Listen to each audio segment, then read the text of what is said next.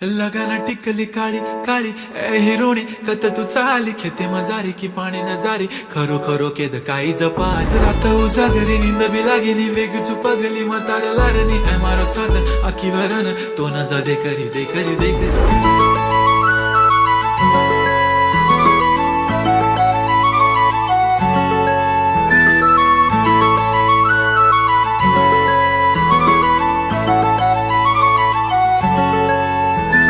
छनछनन पैंजण चांदीचा कमर बंद